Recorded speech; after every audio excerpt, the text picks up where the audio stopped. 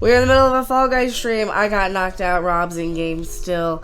We gotta talk a little bit about these Marvel VFX artists who are complaining about how horrible the company is to work for. Oh yeah, here we go. The Guardians of the Galaxy VFX. Who? The artist, not a supervisor, just an artist. Slams Marvel for overworking and underpaying. Now, these are all the guys who do the CGI, so, yeah, I believe it. I believe it. This just reminds me of, like, what they do with video game developers with the crunch and crap all over again. They don't actually care about anything that, like, you can do. They just want results, and they want it faster, and they want... Alright, here we go. Let's read it. According to, I can't pronounce that name, I'm sorry, a visual effects artist credited with contributing to Marvel Cinematic Universe blockbuster Guardians of the Galaxy and Spider-Man Homecoming. Working with the production company is notoriously difficult. Working on Marvel shows is what pushed me to leave the VFX industry. They're a horrible client, and I've seen way too many colleagues break down after being overworked while Marvel tightens the purse strings. It's currently unknown which MCU series the artist is referring to. At the time of writing, Marvel Studios and Disney have yet to respond to Govel's statements.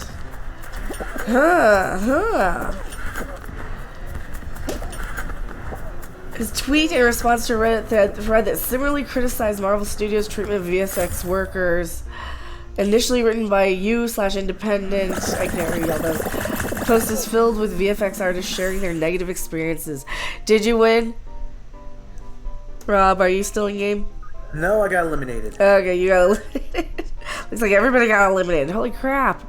Well, we're gonna exit here. You want to weigh in on this article at all? While we yeah, we'll weigh in a little bit here and there. The treatment of VFX workers, initially written by you dependent. Let's see, sharing their negative experiences regarding their contributions to the MCU's ever-growing library of productions. Many commenters still active in the field note they specifically request not to be assigned Marvel projects due to a variety of factors, such as pay that's not equivalent to the effort placed into the work, unreasonable deadlines, and turnaround times. Wow. Are we surprised by this? Not really. Big company like that. No. Not really. Shocker. Well, the MCU is known for featuring an array of extensions of VFX technology. Recent entries in the sprawling franchise have been criticized by fans who have been disappointed with the CGI. Most recently, the Disney Plus series She-Hulk Attorney at Law was blasted by enthusiasts who felt that Jennifer Walters' green alter ego looked unconvincing. Many fans felt that Walter's transformation was not extensive enough to warrant a complete CGI take on the character, with some stating that She-Hulk should have been achieved through practical effects. Yeah, it's not so much the VFX artists doing a bad job, it's just, why the crap do we need CGI She-Hulk in this day and age when we have you could just hire a wrestling sort of actor, like hire Gina Carano or somebody to be in the green paint. She's probably a foot taller than Tatiana Maslany, don't you think? Gina's a very built, athletic sort of woman. Get somebody like her. Get a wrestler. Get somebody. Put him in green paint like they did Lou Ferrigno. We were perfectly happy with that with the original Hulk. I remember watching that as a kid. But no, you can't do that because Marvel doesn't want to do that. They don't want to do that. They want everything to be CGI. There's sentiments previously shared by Todd Sheridan's parody of VFX artist who worked on Black Panther. He stated that Marvel Studios rushed the development of the film's cinematic final battle, resulting in a sequence that he felt was unsatisfying. Did you see the final battle sequence of Black Panther? Yeah, I did not like it. You didn't like it? Yeah, it looked pretty CGI-y from the trailers, even. It reminded me of a 90s superhero movie. Yeah, just really low texture resolution and low whatever. I'm not even saying the right thing. Just 90s level bad. Well, the MCU is known for featuring an extensive array of VFX. I already read that. Despite the criticism. Oh, here we go. No. We didn't see that. Great alter ego looks unconvincing despite the criticisms. VFX artists from the beloved Corridor Crew series on YouTube recently defended the series' effects. The team of all who are considered to be experts in the field praised various shots from the series trailer, while also acknowledging that certain sequences did have the main character looking like Shrek. Despite this, Corridor Crew did specify there weren't any incidents where they describe it as garbage CGI. Well, it's not the people doing it's fault, it's the people in charge of it. It's how much they're willing to pay, it's how much they're willing. I mean, they're trying to go for like lowest common denominator sort of. This is the budget they have to work with. These are the tools they have to work with. This is the time frame they have to work within. Yeah. And so. And I mean, like, we get it. It's not going to be like MCU level, you know. But even then, they tend to keep rendering them until the last minute. But yeah, there's no need to CGI She-Hulk, right? There would be no reason. I mean, just hire another actress. It'd probably be cheaper to hire somebody. Don't you think? It'd be cheaper to hire another actress than... Well, I mean, maybe not. Maybe not. Maybe they're only paying, like, you know, $200,000 to get all the CGI done, and an actress would be, like, $40K an episode for all we know. Who knows? So, do you got anything else to add to this, Rob? No, not really. Just it doesn't surprise me. Wait, there is more to this visual effects issue. I am Mecha, and if it weren't bad enough, previously we saw the visual effects artists from Marvel shows talking about how underpaid and overworked they are and how people complain about the CGI and the visual effects. Well, Taika Waititi's Thor Love and Thunder CGI jokes make Disney issues even worse, it appears. Taika Waititi's surprising criticism of Thor Love and Thunder's VFX underscores Disney and Marvel's problems. That Marvel will undoubtedly consider the latest Thor film a huge success. Thor Love and or Thunder beat Ragnarok's box office despite being received a more split critical reception. Receiving.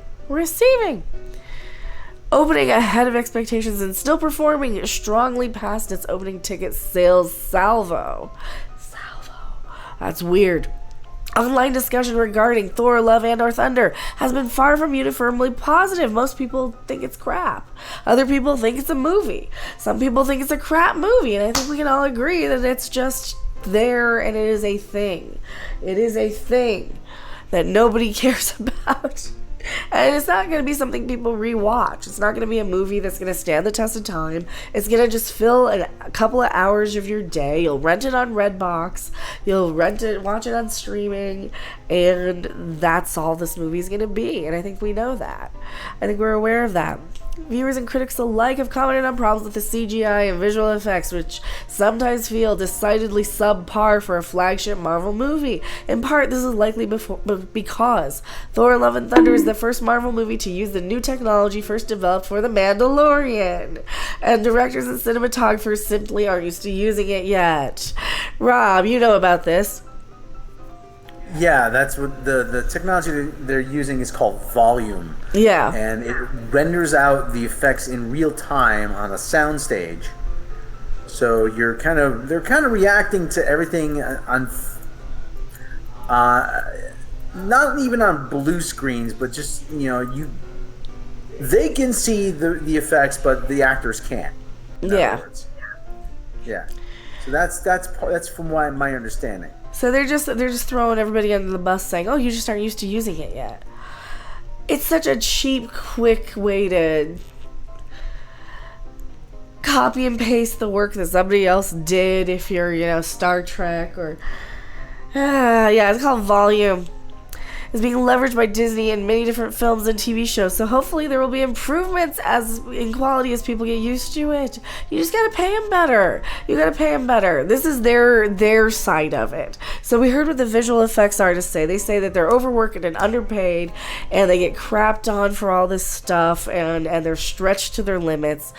And this is like, oh, you just don't know how to use it yet. Well, maybe if you trained your people, maybe if you set them up in a course that teaches them what proper lighting to use, what proper amount of whatever you need in their renders, then maybe they would have a chance at success, right? Maybe they would have a chance at, like, because you're going to let them learn the new technology before you just throw them in there and expect miracles. And of course people are going to complain, and throwing your visual effects people under the bus isn't going to help anything. Disney director Taika Waititi and star Tessa Thompson have released a surprising video mocking the Thor Love and Thunder special effects. The video is clearly intended to display Waititi's customary self-defecating humor. Does that look real?